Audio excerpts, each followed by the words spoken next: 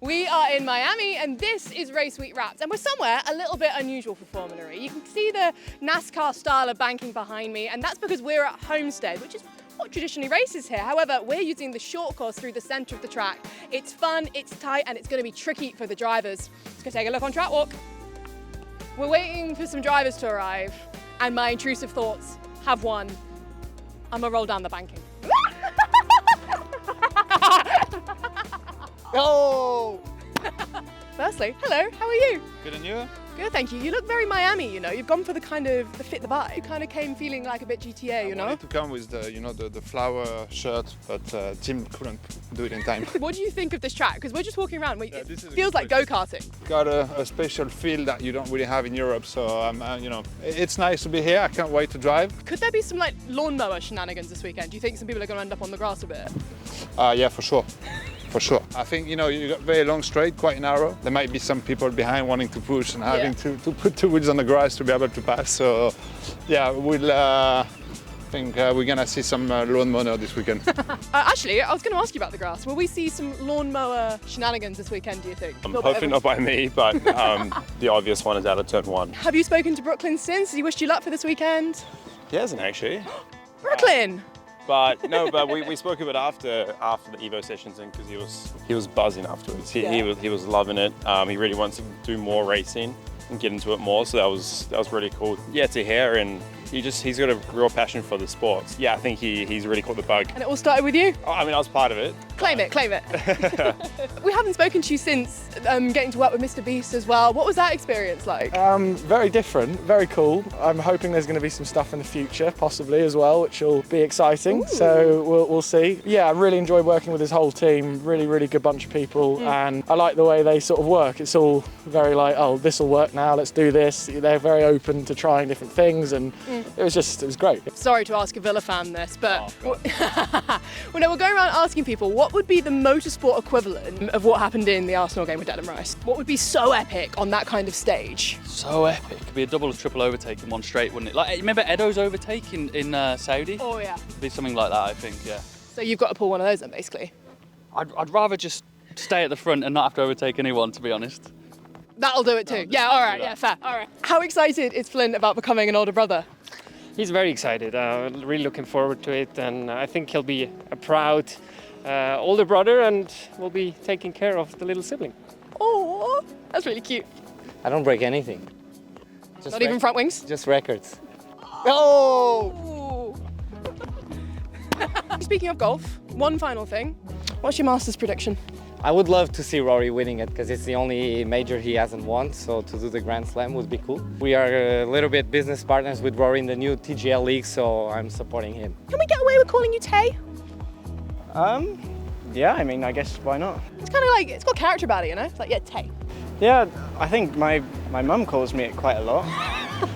So it's Formula E and your mum call you Tay. Yeah. How's the mallet coming along? Pretty good. I think I need to cut the sides a little bit more to make it a bit more pronounced, but More streamlined. Yeah, exactly. Aerodynamics and streamline and all that. It's more efficient. Speaking of quick and aerodynamics, I saw you with a bulb cap on this week. You are now Pitbull?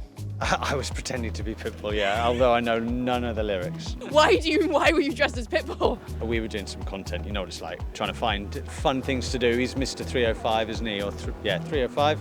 So yeah. Can we get some Pitbull references on the radio this weekend, please? We can try. I'll speak to Lainey and see if we can come up with some code words. So that's track walk done, and actually this track seems pretty popular with a lot of our drivers. I think there's a lot of fun to be had here this weekend. And another thing that's worth knowing about, we've got an American style pit lane, which basically means the garages are set back from where the teams will be working on the cars during the race. Could add an extra bit of dynamicism to the race. Now, let's see what happens when the drivers hit the track. What's the score on the door going to be for Dennis as he comes to the line? It's a 23-1, not the quickest lap time we've seen. And now it is all eyes on Norman Nato with just 3 corners remaining. Onto the chicane, onto the banking we go. Nato pushing for pole position in Formula E as he comes to the line, and he does take pole here in Miami. Norman Nato on the top step of the grid. Fantastic, 3 points for Nissan.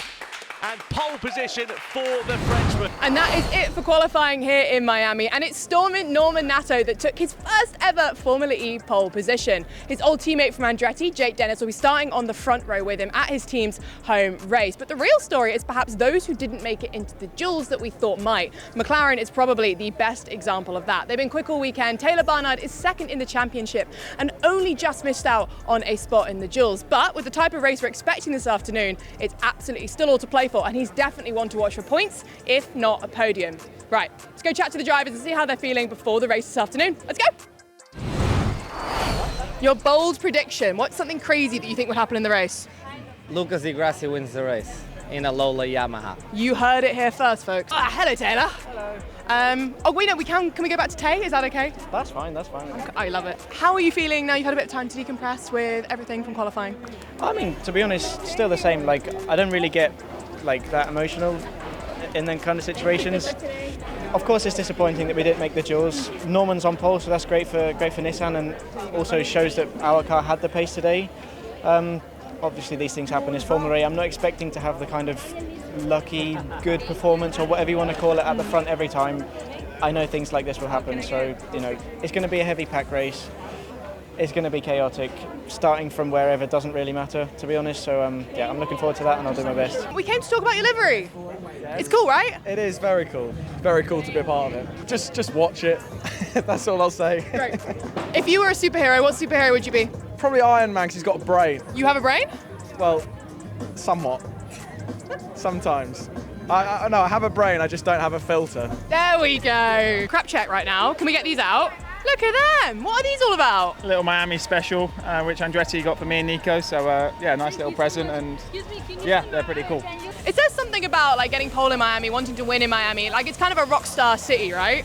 You want to win anywhere. Next one is Monaco as well. So you want to win as well in Monaco. After there is Tokyo as well. You want to win in Tokyo. You want to win anywhere. That's a fair point. What's your favourite American food? McDonald's. What would you get? Big Mac. Burger. Burger is burger. I like a burger, I'm not going to lie. From Chick-fil-A a couple of days ago, that was really good. Yeah, I have to go burger, smash burger. Welcome to the grid in Miami, and as you can see, it's a busy one. So let's go for a little walk, take a look and see what we can see. The man on pole position is Norman Nato, and I couldn't be happier for him. Honestly, so well deserved. He's had a really rough start to the season, so it's a real comeback moment for him and something he absolutely needed. If we carry on walking, oh my goodness, there are so many people. I'm so sorry. Thank you for letting us through. And what's awesome, as you run around the grid here, there are celebs everywhere. How cool is this? I'm just going to stand here and fangirl for a sec. I hope that's okay. Give me a minute. I'm over it. Cool. Let's carry on. So, Jake Dennis starting in P2. Antonio Felix Acosta is in P3. And the man in fourth, Robin Frines.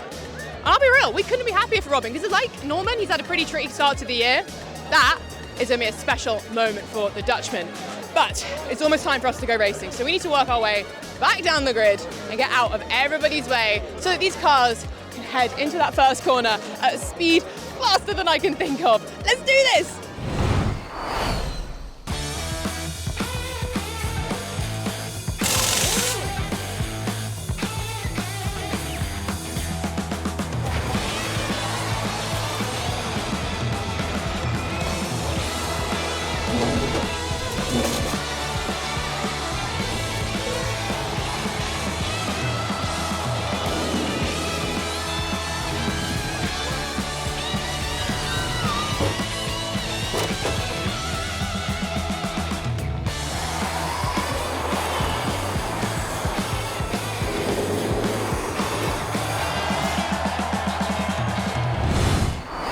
And that is the race finished, and for dramatic effect.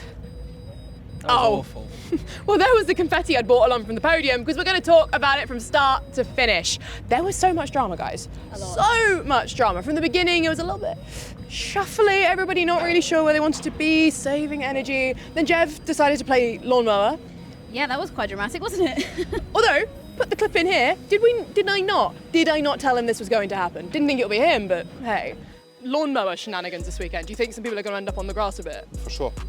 I think we're going to see some lawnmower this weekend. Then after that, it all kind of how to put it simply, all hell broke loose? I think all hell broke loose, yeah. I mean, like, Jev provided us with a little bit of entertainment, saved someone a job here at the circuit. Yes. And then we had the incident, which was obviously Jake Hughes with Maximilian Gunter and Mitch Evans as well, which kind of was an incident that kept giving, because then we had the replay where Max then reversed into the front wing Check those of mirrors. Mitch Evans. Insult in wound. Insult to injury. Yes. All the cliches. And then the restart, then, you know, Norman pipping Pascal for the victory, but wasn't the victory.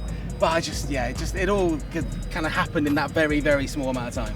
Yeah, those final 4 laps are basically a shootout where everybody had to jostle for position, use up their attack mode. Incredibly strategic and incredibly Formula E. But what I want to do with each of you is choose a driver of the day, someone that you think did bits today that maybe didn't win the race. I'll start with you, Katie Fairman.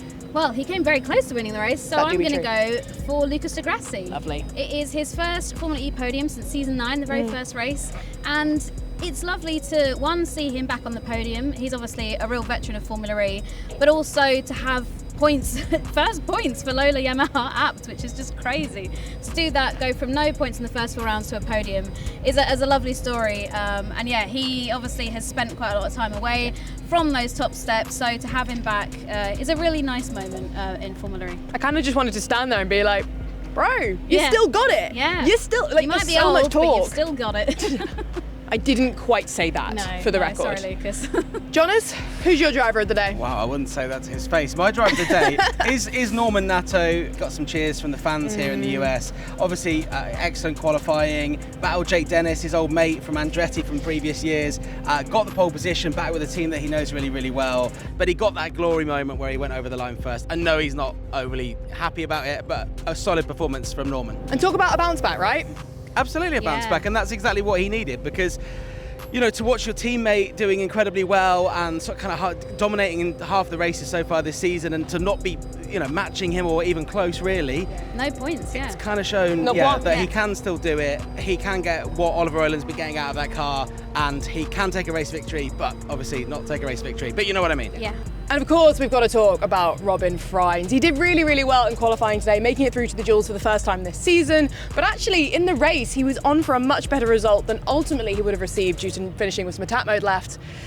I think he needed that. Yeah, I agree. I mean, he's done so well in America in the past, you know, double podium in Portland last time out, so it would have been nice to add to that record, but yeah, an amazing drive from him. It's just a shame that it wasn't replicated in the final classification. If nothing else, it's just a confidence booster. He's one of those drivers I've noticed needs that kind of momentum to keep him going. And there's going to be a lot of drivers on the plane back, aren't there, that should have had better results than they actually got, but I think when it soaks in, they'll go, you know, they'll look at the data and they'll go, you know what, we fell foul of the rules, the rules are the rules, we were strong, let's go to Monaco. Speaking of that, one driver we of course have to give a shout out to, because he was so glummed out in the press conference and interviews, Antonio Felix da Costa. I think we've all spoken to him individually in different moments of the post-race. And he's been sad with all of us? You had the most sadness. I had kind of reflection sadness. How about you, Katie? I said to him, it's nice to see him crack a smile, but I mentioned it's maybe slightly bittersweet. You know, could have had the win, got a podium. He was like, no sweet, just bitter. I was like, okay, simply on. I do think he'll look back on this ultimately positively. With how much bad luck he's had, it's really important to secure those points, and it does push him right back up into that championship charge. Yeah, he said when he spoke to me that considering where he was this time last year, you know, there's been great things that have happened ever since, and I think, you know, for him, positivity, he'll go and reflect on this, maybe on that plane ride home. Positive stuff for the team. They know how to get results in Monaco. Tag Heuer Porsche, those two drivers, they're going to be good, I think. Yeah. Jonas, Katie, thank you so much. That is it from us here in Miami, and what a race it was. But don't fear, we don't leave the most rock star of destinations to head somewhere boring. We are off to the streets of Monte Carlo. It's time for a double header in Monaco, the first in Formula E's history. This is one you absolutely do not want to miss. No more confetti? No more confetti. Time for the jewel in the crown. Yeah, it's Monaco, and we are ready to go racing. It's lights out. Smoke pouring off the left front tyre. Oh, that's wide. Into the barrier. Oh, who's timed this one well, and who? With front wing damage.